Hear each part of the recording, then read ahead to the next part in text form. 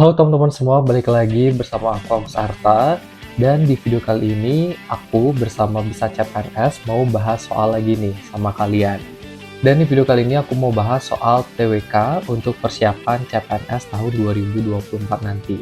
Dan khusus di tipikal soal bahasa Indonesia teman-teman, karena tipe ini sering juga muncul ya di setiap tes gitu. Mungkin beberapa soal aja ya, 2 atau 3 soal, tapi itu juga lumayan banget ya untuk mempengaruhi nilai kalian.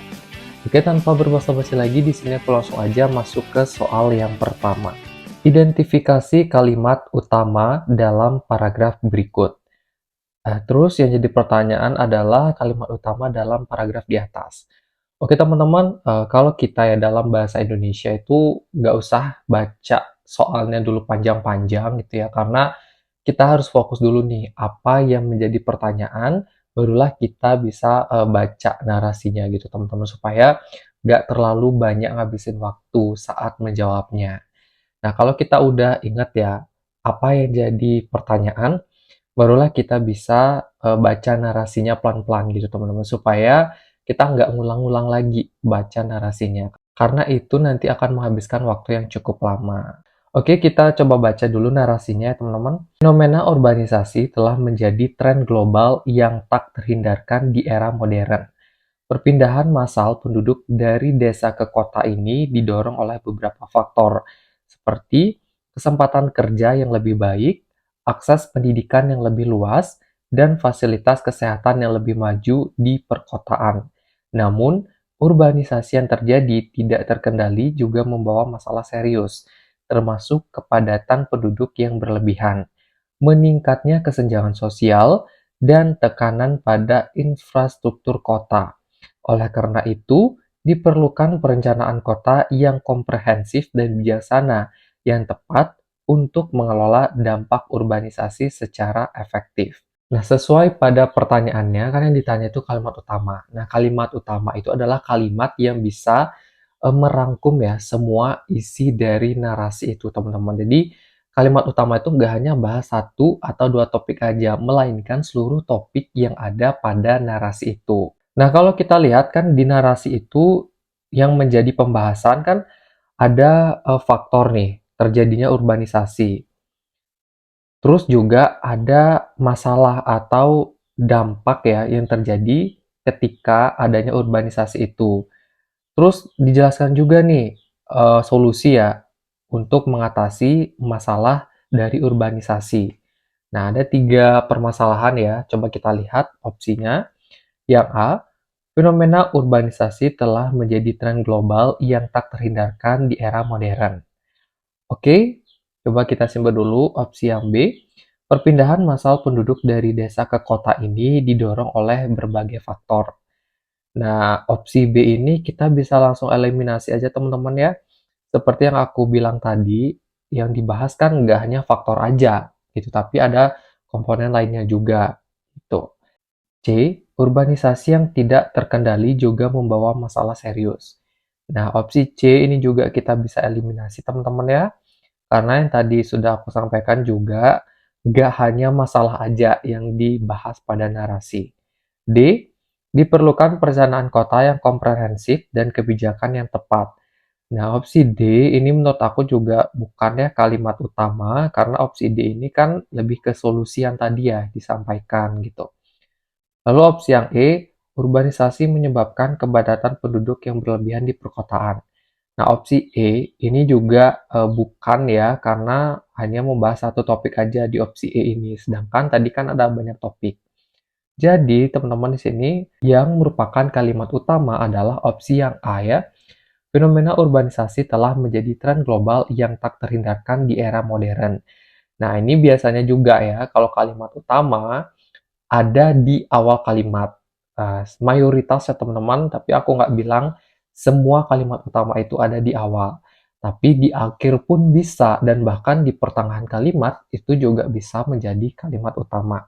Intinya itu adalah kalimat yang tidak hanya membahas 1 topik ya, tapi kalimat itu bisa merangkum semua narasi yang ada. Oke, kita next ya ke soal yang berikutnya. Perhatikan kalimat berikut. Meskipun teknologi telah berkembang pesat, namun masih banyak daerah terpencil yang belum terjangkau akses internet. Manakah perbaikan yang tepat untuk kalimat di atas? Oke, berarti ini tuh kita disuruh mencari kalimat yang benar ya, daripada kalimat yang diberikan. Nah, kalimat yang diberikan ini tuh masih salah, jadi kita harus mencari yang benar gitu. Oke, coba kita lihat ya opsi yang A dulu, kita langsung eliminasi. Meskipun teknologi telah berkembang pesat, namun masih banyak daerah terpencil yang belum terjangkau akses internet. Nah, opsi A ini salah ya teman-teman, karena kata meskipun dan namun itu nggak boleh digunain dalam satu kalimat. Jadi harus pilih salah satunya, gitu teman-teman. Oke, B. Meskipun teknologi telah berkembang pesat, masih banyak daerah terpencil yang belum terjangkau akses internet. Oke, opsi B ini benar ya teman-teman, karena kata namunnya udah hilang ya, diganti dengan tanda koma. Tapi coba kita lihat dulu ya opsi yang lainnya. C. Teknologi telah berkembang pesat, tetapi masih banyak daerah terpencil yang belum terjangkau akses internet. Struktur kalimat di opsi C ini udah jauh banget beda, gitu ya, udah banyak banget beda daripada kalimat yang diberikan gitu. Nah, terus opsi D ini sama ya, kata walaupun dan akan tetapi itu nggak boleh digunain secara bersamaan teman-teman. Jadi harus pilih salah satunya. Lalu opsi yang E, teknologi telah berkembang pesat, namun demikian masih banyak daerah terpencil yang belum terjangkau akses internet. Nah, opsi E ini ada penambahan kata namun demikian yang sebenarnya itu nggak usah ditambahin lagi gitu teman-teman. Oke, semoga kalian paham ya di sini. Kita next ke soal yang berikutnya. Manakah di antara kata-kata berikut yang merupakan kata berimbuhan yang bermakna menyatakan sifat?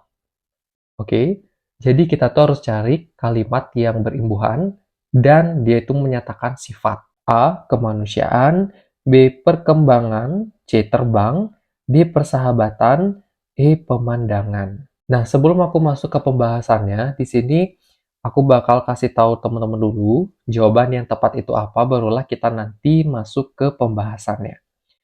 Jawaban yang paling tepat di sini adalah opsi yang A ya teman-teman, kemanusiaan, di mana kata dasarnya itu kan manusia.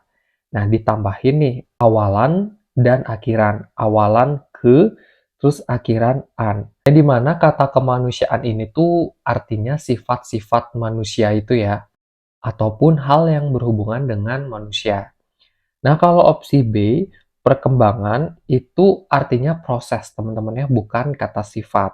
Terus C, terbang itu kata kerja ya. D, persahabatan itu lebih ke arah hubungan pertemanan. Terus pemandangan itu bermakna sesuatu yang dipandang atau dilihat. Jadi seperti objek gitu ya, bukan sifat. Oke, teman-teman, mungkin di sini udah bisa semua ya. Kita next ke soal yang berikutnya. Ubahlah kalimat aktif berikut menjadi kalimat pasif. Tim peneliti internasional telah menemukan fosil dinosaurus langka di Gurun Gobi. Oke, coba kita lihat opsinya dulu, baru nanti kita masuk ke pembahasan. A. Fosil dinosaurus langka telah ditemukan di Gurun Gobi. B. Fosil dinosaurus langka telah ditemukan oleh tim peneliti internasional di Gurun Gobi. C. Tim peneliti internasional telah menemukan di Gurun Gobi fosil dinosaurus langka. D. Di Gurun Gobi telah ditemukan fosil dinosaurus langka oleh tim peneliti internasional. E. Telah ditemukan fosil dinosaurus langka di Gurun Gobi oleh tim peneliti internasional. Oke, mungkin di sini kita tuh harus tahu ya teman-teman, bagaimana cara mengubah kalimat aktif menjadi kalimat pasif. Nah, untuk mengubahnya, kita itu harus tahu dulu nih, objeknya itu yang mana. Nah, yang menjadi objek di sini kan fosil dinosaurus langka ya. Kita harus ubah objeknya itu menjadi subjek. Jadi, di awal kalimat itu ya. Sehingga fosil dinosaurus langka itu ada di awal kalimat, teman-teman. Nah, kita bisa eliminasi ya. Opsi C, D, E itu udah bukan jawaban yang benar. Nah, tersisa ada dua opsi ya, A dan juga B. Terus di situ kan ada kata nih, telah menemukan. Itu kan kalimatnya aktif ya, karena menemukan. Supaya pasif jadinya ditemukan.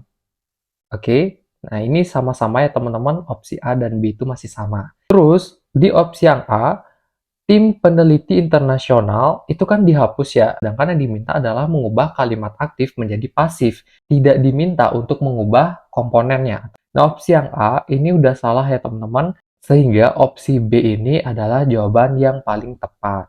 Oke, mungkin di sini kalian udah paham ya, kita next ke soal yang berikutnya. Pilihlah kalimat efektif di antara kalimat-kalimat berikut. Oke, berarti kita tuh harus disuruh mencari yang mana kalimat efektif ya. A. Dalam rangka meningkatkan kualitas pendidikan, pemerintah telah mengeluarkan berbagai macam kebijakan-kebijakan baru. Oke, kita coba baca opsi dulu ya, baru kita masuk ke pembahasannya. B. Sehubungan dengan hal tersebut di atas, maka dengan ini kami sampaikan bahwa proyek pembangunan jembatan akan dimulai minggu depan. C. Para ahli epidemiologi memperingatkan bahwa mutasi virus dapat meningkatkan risiko penularan. D. Oleh karena itu, maka dari itu, dengan demikian, kita harus lebih waspada terhadap penyebaran penyakit menular. E. Para hadirin sekalian yang saya hormati, izinkanlah saya untuk memulai presentasi ini dengan sebuah pertanyaan reflektif. Oke teman-teman, di sini aku bakal kasih tahu dulu untuk opsi atau jawaban yang tepat ya. Nah teman-teman harus tahu dulu nih, apa yang dimaksud dengan kalimat efektif. Nah kalimat efektif itu intinya kalimat yang gak ribet teman-teman ya. Penyampaian pesannya itu jelas, padat, dan tepat. Jadi kalimat efektif itu nggak perlu lagi nih ada pengulangan kata yang nggak perlu, terus ada menggunakan kata-kata yang terlalu berlebihan ya, terlalu baku banget gitu. Itu juga salah ya. Terus pesannya itu juga harus jelas nih, langsung disampaikan. Namanya juga kan kalimat efektif ya, jadi nggak perlu bertele-tele gitu.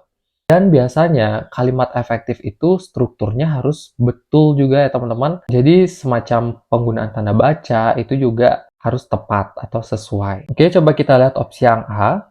Nah, opsi A ini salah ya teman-teman, bukan jawaban yang paling tepat. Karena opsi A ini tuh ada pengulangan kata yang nggak perlu ya.